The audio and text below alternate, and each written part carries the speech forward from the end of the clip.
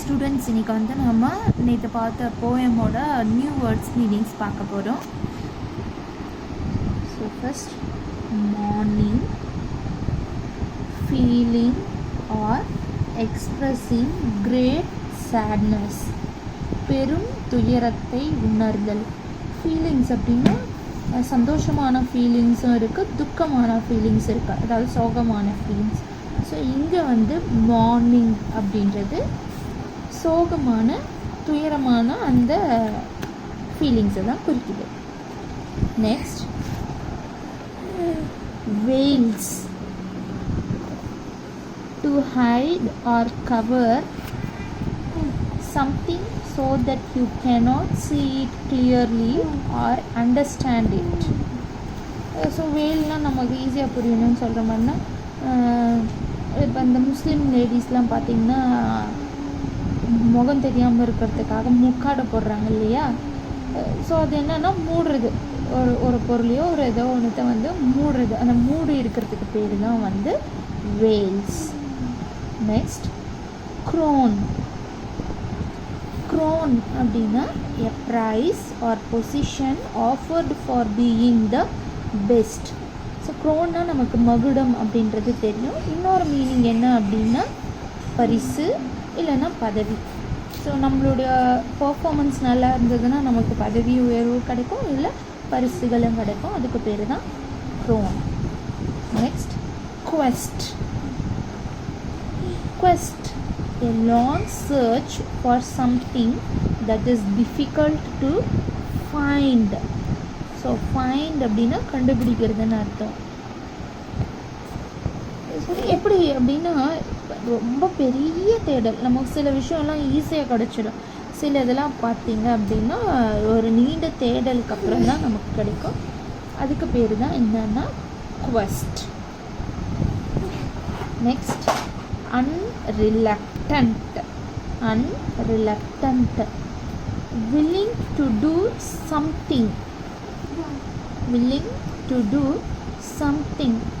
willing அப்படின்னா ஒரு விஷயத்தை செய்யறதுக்கு தயாராக இருக்கிறது, அதுக்கு பேர் தான் வந்து willing. ஸோ unreluctant அப்படின்னா எந்த ஒரு விஷயம் இருந்தாலும் ஓகே, அதை ஏற்றுக்கிறதுக்கோ அதை செய்யறதுக்கோ தயாராக இருக்கிறது, அதுக்கு பேர் தான் unreluctant. இதில் இன்னொரு விஷயத்தை நம்ம தெரிஞ்சுக்கணும். மார்னிங் அப்படின்ற வேர்ட் வந்து verb, whales verb, grown noun, quest noun, unreluctant adjective. Okay, so இப்போ வந்து நம்ம அந்த ஃபுல் போயமோட மீனிங்கையும் பார்த்துடலாம். Let me but live my life from year to year with forward face and unreluctant soul. Let me, இந்த போயமே என்ன அப்படின்னா, இந்த போயட் அவருடைய வாழ்க்கையை எப்படி வந்து வாழணும்னு நினைக்கிறாரு, அந்த எக்ஸ்பீரியன்ஸை தான் நம்மக்கிட்ட அவர் ஷேர் பண்ணிக்கிறாரு. ஸோ லெட் மீ அப்படின்னா என்னை, இங்கே என்னைன்னு சொல்கிறது யார்? போயட்டை, அதாவது ஹென்ரி வேன் டைக். அவர் என்ன சொல்கிறாருன்னா, லெட் மீ, என்னை விடுங்க, live my life from year to year, என்னோடய வாழ்க்கையை வாழ்கிறேன். எப்படின்னா வருஷம் வருஷம் நம்மளுடைய வாழ்க்கை வந்து பின்னோக்கி போகிறது என்ன ஆகிட்டே இருக்கும், முன்னாடி தான் போயிட்டே இருக்கும். ஸோ வித் ஃபார்வேர்டு ஃபேஸ், எப்படி நான் வாழணும்னு நினைக்கிறேன் அப்படின்னா முன்னோக்கி போகிறதான ஒரு வாழ்க்கையை தான் வாழணும்னு நினைக்கிறேன்.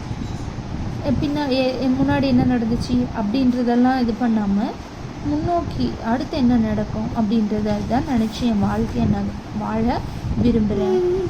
And unreluctant soul. soul அப்படின்னா ஆன்மா. unreluctantனா நம்ம ஏற்கனவே என்ன பார்த்தோம், willing to do something, அதாவது எதையும் செய்ய தயாராக இருக்கிற ஒரு ஆன்மா. ஸோ இது let me but live my life from year to year with forward face and unreluctant soul அப்படின்னா என்னை வந்து என்னுடைய வாழ்க்கையை வருஷத்துக்கு வருஷம் முன்னோக்கி செல்வதற்காகவும் எதையும் செய்ய தயாராக இருக்கிற ஒரு ஆன்மா உடையவனாகவும் நான் வாழ விரும்புகிறேன் அப்படின்னு சொல்கிறாரு. நெக்ஸ்ட் பார்க்கலாம். not hurrying to nor turning from the goal, not mourning for the things that disappear. Hari நமக்கு தெரியும். ஹரி அப்படின்னா அவசரம், அதாவது எதுலேயும் வந்து ஒரு அவசரத்தை காமிக்காமல். ஒரு பழமொழி கூட இருக்கு இல்லையா, பதறிய காரியம் சிதறும். அந்த மாதிரி. ஸோ நான் வந்து எதுலேயும் என்ன பண்ண விரும்பலை, பதட்டப்பட விரும்பலை. Not hurrying to not turning from the goal. அவசரப்படவும் விரும்பலை, அதே சமயத்தில் என்னுடைய கோல் அப்படின்னா எய்ம், என்னோடய எய்ம்லேருந்து நான் விலகி செல்லவும் விரும்பலை. Not morning for the things that disappear. So morning அப்படின்னா என்னென்னு பார்த்தோம், சேட் ஃபீலிங்ஸ், அதாவது ஒரு விஷயம் கஷ்டப்படுறது. நமக்கு இதை சொல்லணும்னா ஒரு விஷயத்தை நினச்சி என்ன பண்ணுறது, கஷ்டப்படுறது. எதுக்காக? ஃபார் த திங்ஸ் தட் டிஸ்அப்பியர்னா மறைஞ்சி போகிற. நம்மளுடைய வாழ்க்கையில் வர நிறைய விஷயம் வந்து என்ன ஆகாது, நிலைச்சு இருக்காது, போயினே இருக்கும், கடந்து போயினே இருக்கும். ஸோ அப்படிப்பட்ட விஷயங்களுக்காக நான் என்ன பண்ணவும் விரும்பலை, வருத்தப்படவும் விரும்பலை. In the dim past, not holding back in fear from what the future veils. So dim பாஸ்ட்னா இறந்த காலம். டிம் பாஸ்ட் அப்படின்னா டிம்னா இருண்ட. அந்த இப்போ நம்ம அதாவது இறந்த காலத்தில் என்னெல்லாம் முடிஞ்சிச்சோ அது நம்மளால் என்ன பண்ண முடியாது, யாராலையுமே சரி பண்ணவே முடியாது. மறுபடியும் அதை நம்மளால் எடுத்துகிட்டு வந்து எதுவுமே பண்ண முடியாது. ஸோ அதனால தான் இங்கே வந்து இருண்ட டிம் பாஸ்ட் அப்படின்னு சொல்கிறாங்க. ஸோ அது அந்த மாதிரி இறந்த காலத்தில் நடந்த எந்த ஒரு விஷயத்துக்காகவும் நான் என்ன பண்ணவும் விரும்பலை, துக்கப்படவும் விரும்பலை.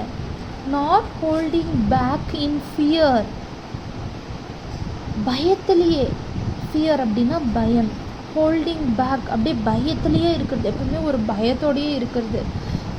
என்ன பயத்தோடு இருக்கிறது, எதுக்காக அப்படின்னா from what the future whales.